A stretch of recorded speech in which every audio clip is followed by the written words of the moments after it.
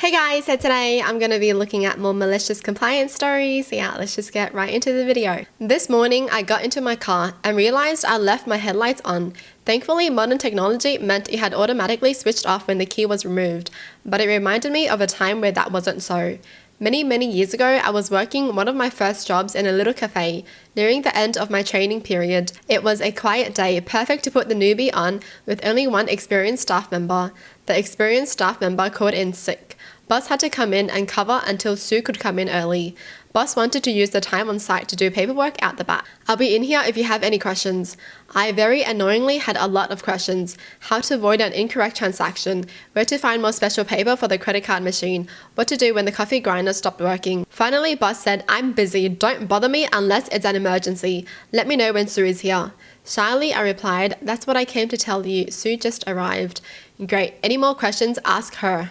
Sue took over the coffee area and got me on restocking, clearing tables and emptying the bins, and other necessary grunt work.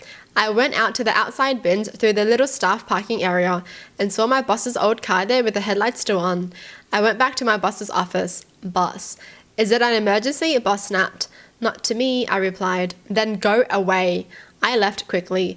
I went to tell Sue instead. Then I changed my mind. Boss doesn't want to be disturbed unless it's an emergency, so I'm supposed to ask you if I have more questions. Sue and I worked pleasantly until the end of my shift a few hours later.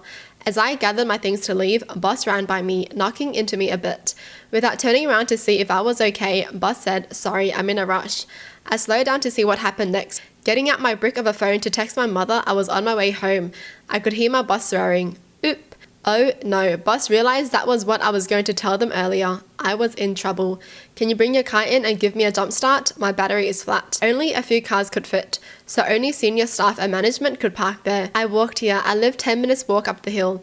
I raced off before boss could blame me. The next time I was on shift with Sue, I asked what happened to boss. Headlights left on, got a flat battery. Boss tried to jumpstart it with my car, but it didn't work. Had to call a taxi. Funny that neither of us noticed the lights were on when we walked by it. And I realized, of course, she had to have seen it when she walked in. I can only imagine why she didn't say anything either. They both saw it.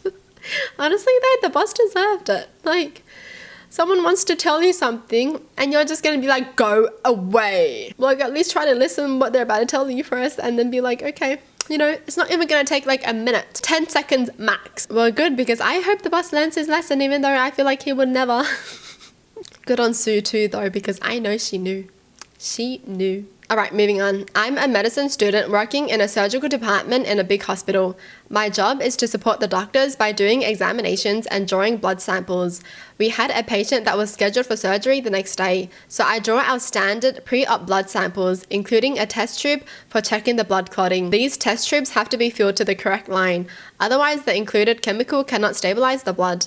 I normally check if the tubes are filled correctly, but sometimes I forget about it. I draw the sample and send it to the lab. An hour later, I get a call from the doctor on duty, saying that the clotting tube wasn't filled enough and if I can draw another sample. I said sure, draw the sample, double-checked if it was filled to the line and sent it to the lab. Another hour later, I get another call from the doctor asking me if I filled the clotting tube correctly, because the lab said again that it wasn't filled enough. I assured that I double-checked. She decided to draw the third sample herself. We went together to the patient and we both checked several times that tube was filled right to the line. We sent it to the lab and were sure that we got it right this time. Another later, the lab calls again stating that the tube wasn't filled enough. The doctor was so pissed because the tube was definitely filled correctly. She asked the lab tech what she was supposed to do. He replied, "Fill it to the top." To the top? Yes, to the top. The tube has to be completely full. So she maliciously complied, knowing that you only have to fill the tube to the line and not to the top. We drew the fourth blood sample on the same day and filled it to the top. The patient was not amused. An hour later, the lab called and said that the test tube was too full, rendering the results invalid. The doctor was so pissed and demanded to speak to the lab director. She demanded that the lab send someone over to draw the sample, since we seemed to be incompetent. So someone came over, drew the fifth sample exactly to the line and sent it to the lab. It was also underfilled. Turns out the calibration of the analyzing machine was off. The lab director was quite embarrassed and apologized several times.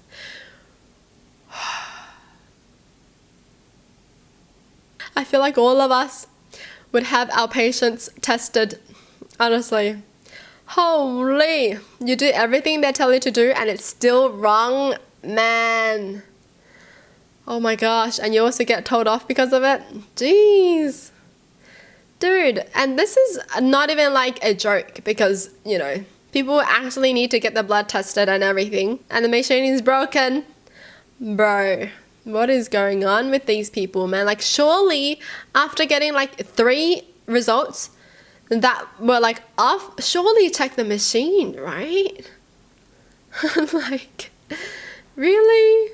Oh my gosh. Susie has a very positive and upbeat personality with a wild sense of style. She wears very bright clothes and likes to wear wigs. And no, she does not have cancer, but she's always rocking an awesome wig that matches her outfit. My wife even sends pictures to me aside from the social media posts of their night. She wants to get wigs and lets me know by the way of these pictures. Last night, Susie tells the girls about one of her patients that clearly did not like her. She always has a frumpy face when looking at her and always has a problem. The patient was getting continuous care and saw Susie regularly over the past few weeks, so this attitude grated on her over time. But this time she crossed a line. Upon her latest visit, she told Susie, "Your unprofessional wigs are making me sick. Stop wearing all these different crazy wigs." Instantly, right then and there, Susie took off her wig, making sure it clearly showed one of her reasons for wearing wigs in the first place. She had long clumps of hair that gnarled out in all directions, showing bald spots as well. Susie has alopecia and lets it grow out to help fasten the wigs at times. What my wife was told. It was quite the sight to behold, and Susie ended with, "Is this professional enough for you?" Susie wishes she could have a picture of the moment, but the way she described the lady's snarled lip at the sight of her and in response to the action was classic. She gave me permission to put this up provided I changed the names and didn't get specific. Dill. The patient never said anything mean to her again, and never made an attempt at smiling the last time she saw her. Yeah, never judge a book by its cover. Holy. But seriously though, why would the patient be like that? Like, just because someone is wearing a wig, you're gonna be like, "How dare you wear your wigs? It's disgusting, unprofessional." Seriously, you never know what someone else is going through. Even if the personality is upbeat and happy all the time, you just never know. Alright? So don't be mean for the sake of being mean. So where I work, part of my job involves getting specific numbers of specific parts off the shelves and giving them to my co-workers to assemble. The other day, one fellow in particular, let's call him Luke, came to me. "Luke, hey, you know when you pull these 4 parts from here and these other parts from over there? They look the same, but those 4 are a little different inside. They need to go in set spots, so I'm wasting time peering closely to identify them. Can you put these 4 in a separate bag?" Me, sorry, didn't think of that, sure. So the next time I got one of those sets for him, I made sure to do exactly as he said. Each one of those 4 parts was a tiny Ziploc bag, and the 4 of them together were in a bigger Ziploc bag. And just for good measure, all of the parts in that group wound up in an even bigger Ziploc bag. A little bit later, he comes back and finds me again. I'll paraphrase the conversation a bit. "Luke, hey," me, "yes?" "Luke, I know it was you. They don't all need to be in their own separate bags, inside a bigger bag, inside a bigger bag." Me, "You wanted them separate and it was just for this time." Luke, "Yeah, and I knew right away it was deliberate." And I laughed, "Good job. Future sets will be done the way he actually wanted." What's funny once as a joke would quickly become tedious. Oh, at least Luke knew how to take a joke and didn't get angry. Honestly, I was expecting him to like blow up or something, but he was like, very funny. Yes, very funny, but just don't do it again. That's nice, honestly. Your boss knowing how to take a joke. Everyone wishes for that. I used to be a dispatcher at a transportation company that was forever understaffed. I got some kind of stomach bug and was out for 2 days. On day 3, I called off again, but my manager insisted that I come in. I kept saying I'm sick and I wouldn't be able to focus and I'd probably be going to the toilet often. But he demanded I come in and at least try to power through the day. I was out of sick days and had no doctor's note, so he threatened to write me up, which would affect my raise later on in the year. I said, "I see, okay," and already knew what I was going to do. So I dragged myself to my car, clocked in, went to my station, an office at the back of a warehouse with 3 or 4 desktops, logged into my computer, and immediately pooked all over the keyboard and hard drive. I got on the dispatch radio that connects a dozen or so associates. They're like walkie-talkies, knowing the manager had one too, and said, come in, sorry everyone, but you're going to have to send someone to clean the back office." I vomited all over my workstation. "I'll be heading out for the day. I'll send you an email." I left without saying anything further. I was only clocked in for 10 minutes, but by law, unless I volunteer to sign a waiver, I have to be paid 4 hours just for showing up. I had a feeling the manager would be too embarrassed to try and bring this up with me, and I was right. I got paid a half day's wage to bath on hundreds of dollars of company property. Hey! A win is a win. Crazy how the manager is like, just come in even though you're sick, just power through it. You got this. I don't care if you're sick, just come in even if you're dying.